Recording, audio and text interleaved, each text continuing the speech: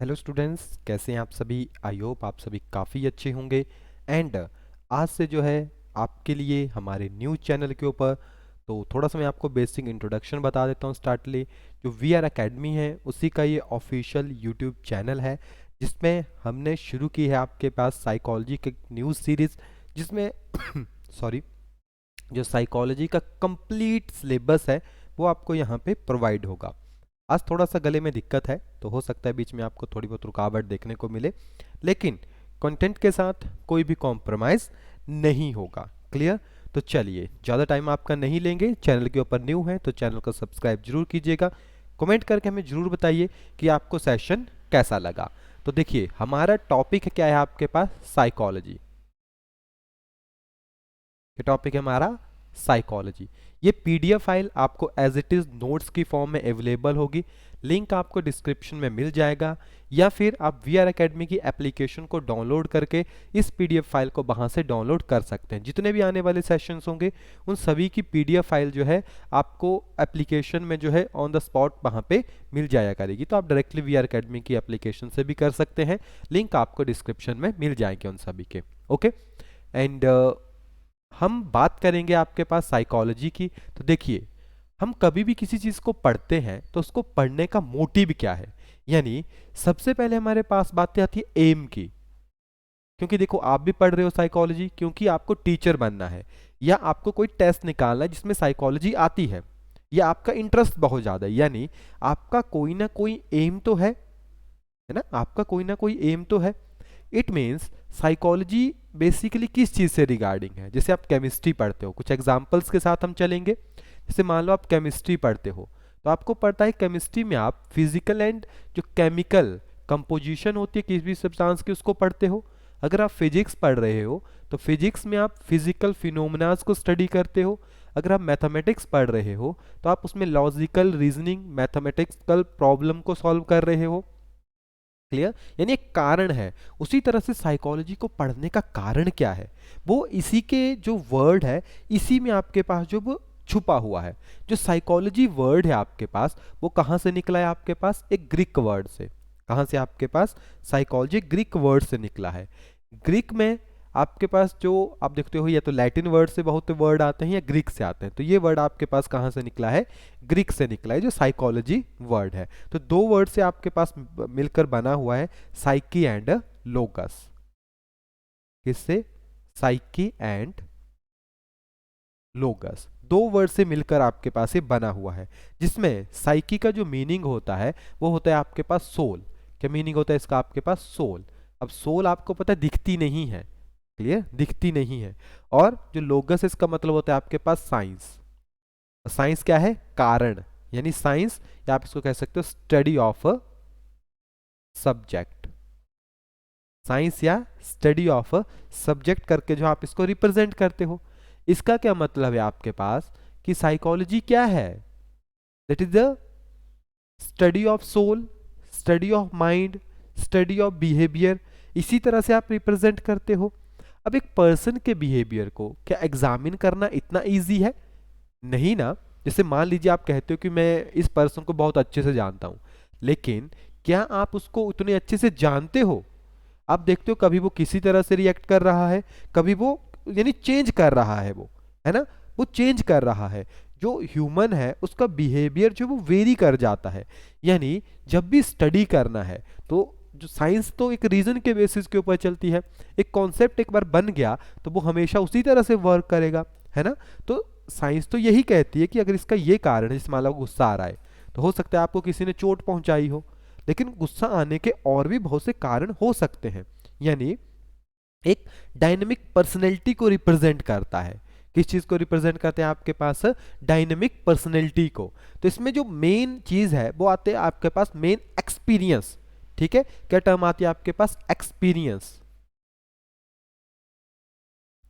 Experience के basis के ऊपर ही आप जो है अपने एक्शन शो करते हो। क्लियर? जिसको हम फर्स्ट टर्म में आपके पास रिप्रेजेंट करते हैं मेंटल प्रोसेस। क्या कहते हैं उसको? Mental process. मैंने क्या कहा कि आदमी को गुस्सा क्यों आ रहा है? क्योंकि हो सकता है उसको किसी ने चोट पहुंचाई हो, लेकिन जब उसको चोट पहुंचाई गई है तो वो किसी भी पैटर्न में हो सकती है। तो कभी भी आपको मान लो गुस्सा आ रहा है, या तो ये सभी चीज़ें किस चीज़ के बेसिस के ऊपर है, आपकी मेंटल यानी आपका जो दिमाग है, ठीक है, आपकी सोचने समझने की ताकत है, वो किस तरह से जो वर्क करती है, उसको क्या कहते हैं, मेंटल प्रोसेस। आगे जाके डिफरेंट डिफरेंट साइकोलॉजिस्ट ने बहुत अच्छे से इनको एक्सप्लेन किया है। मैं जस्ट अभी जो हम आपको बता रहे हैं वो एकदम बेसिक वे में बता रहे हैं। इसके बाद आप कह सकते हो psychology is the study of experience of the people. ठीक है, ये टर्म अभी भी हमने आपके पास लिखी थी। साइकोलॉजी क्या होती है, जो एक्सपीरियंस होते हैं उनकी स्टडी है। अब किसके एक्सपीरियंस, लोगों के। आपने देखा होगा जब हम कोई भी थ्योरी पढ़ते हैं तो हम देखते हैं कि डिफरेंट डिफरेंट जगह के ऊपर जाके पर्सन ने डिफरेंट डिफरेंट स्टडी की है ना, बहुत से एक्सपेरिमेंट किए हैं, तभी तो वहां से आया है। क्लियर। इसको आप कह सकते हो बिहेवियर के बेसिस के ऊपर। अब जो स्टडी होगी, अब ऐसी कोई मशीन तो है नहीं कि आपके साथ लगाएंगे और आपका बिहेवियर पता लग जाएगा, नहीं। आप किस तरह से एक्ट कर रहे हो, आपका बिहेवियर कैसा है, बिहेवियर के अंदर आपके पास क्या आएंगे, रिस्पॉन्स आएंगे। आपके जो रिस्पॉन्सेज है वो कैसे आ रहे हैं, आपके जो रिएक्शन है वो किस तरह से आ रहे हैं, उसी के बेसिस के ऊपर जो है हम पता कर सकते हैं कि आप किस तरह से जो एक्ट कर रहे हो। बिहेवियर से आपके, जैसे हम दो टर्म्स पढ़ते हैं, एक होता है एसआर थ्योरी, पढ़ते हैं हम बाद में, ठीक है, जो थॉरेनडाइक ने भी आपके पास रिप्रेजेंट की थी, SR theory, stimulus and response. तो लेकिन अभी जो है हम जो अभी आपको करवा रहे हैं, हम ऐसा मान के चल रहे हैं कि आप फर्स्ट टाइम जो साइकोलॉजी पढ़ने आ रहे हो। जैसे कभी बच्चा स्कूल में आता है तो फर्स्ट टाइम आता है पढ़ने के लिए, उसी के बेसिस के ऊपर हम आपको अभी जो है यहाँ पे स्टडी करवाएंगे। क्लियर। तो ये तो एक चलो बेसिक हो गया। अब घूम फिर के बात वही आ गई कि what is the aim, psychology का एम क्या है। आपने देख लिया साइकोलॉजी क्या है, एक ग्रीक वर्ड से लाया गया है, साइकी प्लस लोगस, जिसका मतलब होता है सोल या साइंस या स्टडी ऑफ सॉरी सब्जेक्ट। ठीक है, स्टडी ऑफ सब्जेक्ट आपके पास हो गया, इन्हीं की स्टडी होती है, यानी साइंस ऑफ सोल कह सकते हो आप, या स्टडी ऑफ सोल आप कह सकते हो, यानी आपको चीज़ों को पढ़ना है। इसी के बेसिस के ऊपर आपके पास mental process, experience of the peoples, behaviour के बेसिस के ऊपर हम इसको एक्सप्लेन करते हैं। और अब एम क्या है इसका, देखो साइकोलॉजी का एक ही एम है आपके पास, जो ह्यूमन लाइफ है उसको इजी बनाना। आप देखते हो ना आज की दुनिया में हर एक पर्सन डिप्रेशन के साथ जो वो जूझ रहा है, कारण क्या है कि उनको पता ही नहीं है कि मेंटल यानी आपका दिमाग क्या चाहता है। देखो हमेशा आपको प्लेजर चाहिए, है ना, लेकिन आपको प्लेजर अपने कंफर्ट जोन के बाहर आके ही मिलता है, लेकिन आपकी बॉडी कभी भी उससे बाहर नहीं जाना चाहती, कंफर्ट जोन से बाहर नहीं जाना चाहती, वो उसी कंफर्ट जोन में रह के प्लेजर ढूंढ रही है। और उस कंफर्ट जोन में जब तक आप हो तब तक जो है आपको किसी भी वे में जो है वो सक्सेस नहीं मिलेगी।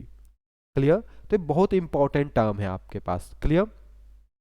साइकोलॉजी की बात करें तो साइकोलॉजी एक डिसिप्लिन होती है आपके पास, यानी डिसिप्लिन का मतलब है कि एक प्रॉपर सीक्वेंस है। आपने देखा होगा अराउंड 1879 में जो विलियम वुंड थे, ओके, उन्होंने फर्स्ट लेबोरेटरी सेट की थी आपके पास लिप्जिंग में। अब आप कहोगे जी साइकोलॉजी के लिए लेबोरेटरी की जरूरत है। एक्चुअली देखो एक्सपेरिमेंट तो करने पड़ेंगे, डिफरेंट डिफरेंट एक्सपेरिमेंट करने पड़ते हैं। क्लियर। तो विलियम वुंड आपको पता है, उनको फादर ऑफ साइकोलॉजी करके भी हम रिप्रेजेंट करते हैं। तो various various phenomenas, various various studies के ऊपर जो है उन्होंने वर्क किया था। ठीक है, आपने वहां इंट्रोसेप्शन मेथड्स फिर आपके पास डेवलप हुए, यानी किस तरह से पर्सन सोच रहा है उसके ऊपर वर्क करना शुरू किया। तो फर्स्ट टर्म क्या आती थी आपके पास कि जो आपके पास साइकोलॉजी है वो क्या है, एक नेचुरल साइंस है। क्या है आपके पास, एक नेचुरल साइंस है। लेकिन मैं क्वेश्चन के बेसिस के ऊपर बता देता हूं साथ में, एक ये भी आता है psychology is a social science. Social science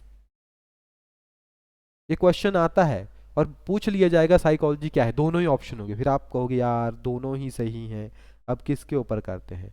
हमेशा याद रखिए तो नेचुरल साइंस क्या होती है, जो एक नेचर में नॉर्मल से जैसे फिलॉसफी किसी ने डेवलप कर दी है उसी के बेसिस के ऊपर आपके पास होती है। ठीक है, जैसे आपने फिजिक्स में डिफरेंट डिफरेंट फिनोमेनास देखे होंगे, एक बार जो दे दिया फिनोमेना वो फिक्स है ना, एक बार जो फिनोमेना आपके पास दे दिया वो फिक्स है। लेकिन ऐसा नहीं होता है। आप ऐसा मान लीजिए साइकोलॉजी 90% जो है वो सोशल साइंस होती है, और सिर्फ 10% ही आपके पास वो नेचुरल साइंस होती है। यानी कभी भी क्वेश्चन आए तो आप किस चीज़ के साथ चलोगे, आप चलोगे सोशल साइंस के ऊपर। किसके ऊपर चलोगे, आप चलोगे सोशल साइंस के ऊपर। कि जो साइंस सॉरी जो साइकोलॉजी है वो क्या है आपके पास, एक सोशल साइंस है। कारण क्या है, देखिए एक एग्जाम्पल लेके चलते हैं। ओके, एक एग्जाम्पल लेके चलते हैं। एग्जाम्पल से आप अच्छे से समझ लोगे। कोई दो स्टूडेंट मान लेते हैं, ठीक है। एक को मैं S1 करके रिप्रेजेंट कर देता हूँ, दूसरे स्टूडेंट को मैं S2 करके जो है आपके पास रिप्रेजेंट कर देता हूँ। दोनों स्टूडेंट जो है वो डिफरेंट डिफरेंट जगह के ऊपर रहते हैं। ऐसा जूम कर लो, ये जो है एक पुअर फैमिली से बिलोंग करते हैं और ये एक रिच फैमिली से बिलोंग करते हैं, ठीक है। अब आप देखते हो जो पुअर फैमिली है उनका जो बिहेवियर होता है वो एक अलग पैटर्न का होगा। आप इसको अच्छे से कंपेयर कर पा रहे होंगे, है ना। वहीं पे अगर आप देखते हो जो आपके पास स्टूडेंट नंबर 2 है जो एक रिच फैमिली से आते हैं, है ना, एक काफ़ी अच्छे बैकग्राउंड से आते हैं। रिच का मतलब यानी फाइनेंशियली वो काफ़ी ज़्यादा स्ट्रांग है। क्लियर। तो आप देखते हो जो एक फाइनेंशियली काफ़ी ज़्यादा स्ट्रांग पर्सन है वो अकेला रहता है, ज़्यादा अकेला रहता है। जब वो स्कूल में आते हैं तो भी उनका बिहेवियर अलग टाइप का आपके पास होता है ना। वो इतना दूसरों के साथ घुल मिल नहीं जाते। लेकिन देखो हर एक के साथ नहीं होगा, वेरी करेगी कंडीशन। लेकिन यहीं पे अगर आप बात करोगे एक पुअर यानी एक विलेज के पर्सन की, पुअर की जगह अगर आप इसको लिखोगे एक विलेज का पर्सन हो गया, एक सिटी का पर्सन हो गया, है ना। दोनों में क्या होता है, दोनों का जो बिहेवियर अलग होता है। जो गांव में लोग रहते हैं वो इकट्ठा रहते हैं, यानी आप देखते हो कोई काम होगा गांव में सभी मिलके करेंगे। शहरों में क्या होता है, जैसे कोई मान लो फंक्शन है तो विलेज में जो फंक्शन होता है वो इकट्ठा मिलके करते हैं, सभी गांव वाले भी इकट्ठे हो जाएंगे। शहरों में ऐसा होता ही नहीं है, पैसे देंगे होटल्स वगैरह में कर लेंगे, वो सभी चीज़ें वहाँ पे करते हैं। यानी दोनों के सोशल वे में, कल्चर में बहुत ज़्यादा डिफरेंस है ना। यानी यहाँ से आप ये देखो on the basis of society एक बच्चे का नेचर बन रहा है, यानी सोसाइटी के बेसिस के ऊपर किस सोसाइटी में वह रहता है। लेकिन कभी कभी क्या होता है कि कुछ ऐसे बच्चे जो सोसाइटी में रह के भी इन टर्म्स को एक्वायर कर लेते हैं। ये ह्यूमन के अंदर ऑलरेडी डेवलप्ड फिनोमनाज होते हैं जो ऑलरेडी पहले ही हमारे माइंड के अंदर जो वो डाले होते हैं। तो सबसे पहला टास्क आपके पास आता है understand the mind and behaviour. क्या टास्क आता है आपके पास, firstly understand the mind and behaviour, कि जो आपका माइंड है उसको किस तरह से आपको समझना है। सबसे बड़ा टास्क यही होता है, क्योंकि साइकोलॉजी क्या है आपके पास, साइंस ऑफ माइंड, यानी आपको अपने माइंड को समझना है। क्लियर। अब माइंड जो है उसको समझना इतना ज़्यादा इजी नहीं है, उसको समझने के लिए बहुत ही ज़्यादा स्टडी की ज़रूरत होती है। अगर आप अपने माइंड को समझ गए इट मीन्स कि आप तो परफेक्ट हो, है ना। आपका माइंड देखो हर एक जगह के ऊपर क्यूरियस रहता है, आपको हर जगह के ऊपर क्वेश्चन दिखते हैं, क्वेश्चन कि अच्छा ये क्यों हो रहा है। आप बच्चे की यही तो सबसे अच्छी खासियत होती है, वो हर जगह के ऊपर क्वेश्चन पूछता है। क्लियर। तो यहीं से आपके पास टर्म आई थी इवेल्युएशन ऑफ साइकोलॉजी। अब हम धीरे धीरे जो है अपने मेन टॉपिक्स की तरफ बढ़ेंगे, ठीक है। कहानियों के थ्रू चीज़ों को समझेंगे ताकि आपको ऐसा भी नहीं लगे कि आप कोई सब्जेक्ट पढ़ रहे हो, है ना, और आपको कोई बर्डन भी नहीं लगेगा इसमें। तो फर्स्टली हम पढ़ेंगे इवेल्युएशन ऑफ साइकोलॉजी। हमने क्या देखा था, साइकोलॉजी क्या है आपके पास, एक मॉडर्न डिसिप्लिन है, यानी साइकोलॉजी एक डिसिप्लिन की तरह जो है आपके पास वर्क करती है, एक प्रॉपर सीक्वेंस में, यानी हर एक चीज़ जो एक प्रॉपर सिस्टम के साथ चलेगी। तो फर्स्टली जो हमने अभी आपके साथ मेंशन भी किया था 1817 लाइन में लिप्जिंग में क्या हुआ था, आपके पास एक लेबोरेटरी बनी थी, है ना, इसको आप लैब कह लो सिंपली, ठीक है। लिप्जिंग जर्मनी में एक लैब जो एस्टेब्लिश की गई थी, विलियम वुंड जो थे, ठीक है। ये भी किस चीज को स्टडी कर रहे थे आपके पास, ह्यूमन माइंड को स्टडी कर रहे थे, ठीक है।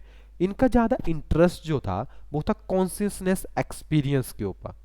किसके ऊपर, जो कॉन्शियसनेस एक्सपीरियंस, मतलब कॉन्शियसनेस तो जब पर्सन एक्टिव है तभी है ना। तो वो किस चीज को मेजर करने की कोशिश कर रहे थे, बिल्डिंग ब्लॉक्स, यानी जो आपका माइंड है वो किस तरह से बना हुआ है। यानी किस तरह से कोई पर्सन अगर सोच रहा है तो आखिरकार जो बिल्डिंग ब्लॉक है माइंड में वो कौन से हैं।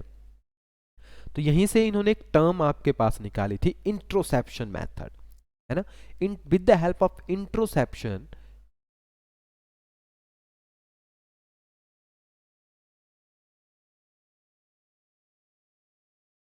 With the help of introspection इन्होंने जो है आपके पास रिप्रेजेंट किया था अपनी थ्योरी को। ओके, तो इंट्रोसेप्शन से क्या टर्म इन्होंने फिर ड्राइव कर दिया आपके पास, स्ट्रक्चरलिज्म। देखो स्ट्रक्चर है ना, किसी स्ट्रक्चर के या स्ट्रक्चरलिस्ट अप्रोच जिसे आप कहते हो, तो इंट्रोसेप्शन से ही आपके पास क्या निकली थी, स्ट्रक्चरलिस्ट टर्म जो है वो निकली थी। अब ये इंट्रोसेप्शन है क्या, देखो कॉन्शियसनेस समझ रहे हो ना, कि इसको हिंदी में कहते हैं चेतना। जैसे अभी आप सुन रहे हो मेरे को, तो आप एकदम क्या हो, एक्टिव हो, है ना, आप क्या हो, एकदम एक्टिव हो, यानी आपका माइंड जो है वो एक्टिव है, तो वो कॉन्शियसनेस में है। बहुत सी चीजें आपके माइंड में सोई हुई रहती है, अनकॉन्शियस माइंड में रहती है, ज्यादातर चीजें तो अनकॉन्शियस होती है। तो कॉन्शियसनेस के ऊपर इंट्रोसेप्शन मेथड वर्क करता था, यानी एक सब्जेक्टिव अप्रोच थी ये। कैसी, एक सब्जेक्टिव अप्रोच थी। देखिए वर्क कैसे करती है, मैं जैसे मान लो मुझे आपको स्टडी करना है, तो मैं आपसे कोई क्वेश्चन पूछ लूंगा, ठीक है, क्या करूंगा, मैं आपसे कोई क्वेश्चन पूछ लूंगा और कहूंगा डिस्क्राइब, जिससे मैं कहूंगा आपको डिस्क्राइब साइंस इन डिटेल, है ना। आपसे क्या होगा, क्वेश्चनिंग होगी, आपको कोई टॉप सब्जेक्ट के बारे में पूछ लिया जाएगा। यानी अगर मैं आपसे किसी टॉपिक के बारे में कोई चीज डिटेल में पूछता हूं, ठीक है, कोई चीज डिटेल में पूछता हूं, तो इसका क्या मतलब हो गया कि मैं जो हूं आपसे उस चीज के बारे में नॉलेज लेना चाहता हूं, या फिर मैं चेक करना चाहता हूं कि आपको उस चीज के बारे में कितना पता है, आपका क्या विचार है। उन्हीं विचारों के ऊपर इंट्रोसेप्शन मेथड वर्क करता था। अब हो सकता है कि उस टाइम आपके माइंड में वो चीज स्ट्राइक ही ना करे, तो आप तो सिर्फ एक सिंपल वर्ड को रिप्रेजेंट करोगे वहां से, है ना। इसीलिए बहुत से जो साइकोलॉजिस्ट थे, उन्होंने जो है इंट्रोसेप्शन मेथड को रिजेक्ट ही कर दिया। उन्होंने कहा नहीं नहीं, ये तो बहुत ज़्यादा सब्जेक्टिव है, ठीक है, इसमें जो ऑब्जर्वर है, क्या है आपके पास, ऑब्जर्वर, उसका ज़्यादा इंपॉर्टेंट रोल है। या अगर मैं आपको कोई चीज़ बोल रहा हूँ तो आपको वो अच्छी लग रही है कि बुरी लग रही है, वो डिपेंड करेगा कि आप जो है किस तरह से एक्ट कर रहे हो, है ना। हो सकता है कि आपने कोई चीज़ मुझे दी, मैं ऑब्जर्वर हूँ, मुझे वो चीज़ अच्छी नहीं लगती, लेकिन वो सोसाइटी के पॉइंट ऑफ व्यू से अच्छी है, तो वहाँ पे दिक्कत आ जाती है। तो ये आउटसाइड सिस्टम्स के ऊपर वर्क करता था, तो इतना ज़्यादा बेनिफिट नहीं रहा।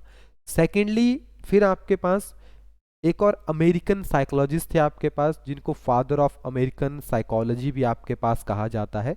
ओके, जिन्होंने बुक भी लिखी थी आपके पास, प्रिंसिपल ऑफ साइकोलॉजी, नाम आपको याद आ ही गया होगा, William James, William James. Okay, इन्होंने भी एक लेबोरेटरी जो सेट की थी कैम्ब्रिज यूनिवर्सिटी में, यानी सॉरी कैम्ब्रिज में इन्होंने जो है अपनी यूनिवर्सिटी सेट की थी आफ्टर विलियम बून। ओके, इन्होंने भी माइंड को स्टडी करने की कोशिश की, ठीक है, सभी माइंड को स्टडी कर रहे हैं, तो इनका भी मेन टास्क क्या था आपके पास, ह्यूमन माइंड को स्टडी करना। ओके, अब जो है किस तरह से है उसको स्टडी करेंगे आपके पास, on the basis of functionalist approach. इन अप्रोचेस को याद रखिएगा, बहुत ही इंपॉर्टेंट अप्रोचेस है आपके पास है फंक्शनलिस्ट, ठीक है, on the basis of function. अब फंक्शन किस चीज के बेसिस के ऊपर होगा, देखो इन्होंने जो है टारगेट किया था किस चीज को, इन्होंने इंटरेक्शन देखी कि कोई भी पर्सन किस तरह से जो है एक्ट कर रहा है अपने एनवायरनमेंट के साथ। एनवायरनमेंट मीन्स कि बाहर जो पर्सन्स हैं, जैसे मान लो आपका कोई एक्शन आ रहा है, तो आप कौन से एनवायरनमेंट में रहते हो। पीछे क्या था, एक सीधा सब्जेक्टिव अप्रोच कर रहे थे, ठीक है, तो यहाँ पे कॉन्शियसनेस को तो अप्रोच किया ही गया, प्लस साथ में इंटरेक्शन देखी गई, यानी इंटरेक्शन या interacting with the environment. Okay, यानी जो आपकी मेंटल प्रोसेस है, mental process interacting with the environment, यानी इन दोनों को इन्होंने कंबाइन फॉर्मेट बना दिया। जो ऊपर था उसको तो उन्होंने रखा, साथ में उन्होंने एनवायरनमेंट को जो है उसको भी यहाँ पे जो आपके पास जोड़ दिया गया, ठीक है।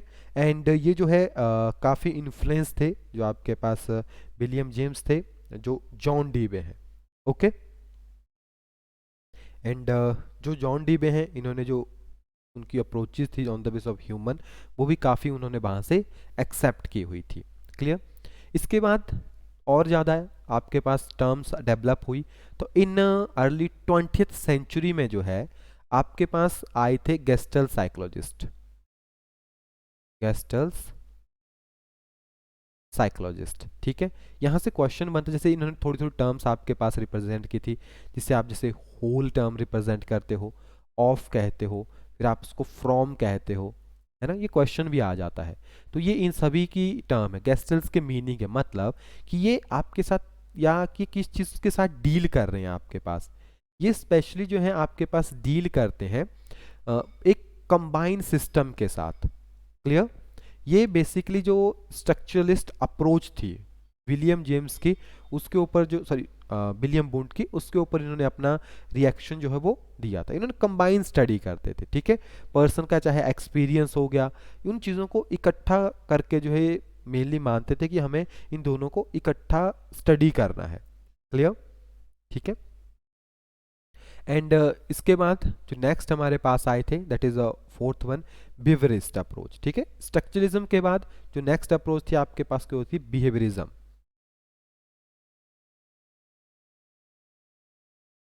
क्लियर। अगर हम बात करें अराउंड 1910 में जो आपकी स्ट्रक्चरलिस्ट अप्रोच आई थी, ठीक है, उसको रिजेक्ट कर दिया गया था किसके द्वारा, जो जॉन वॉटसन है।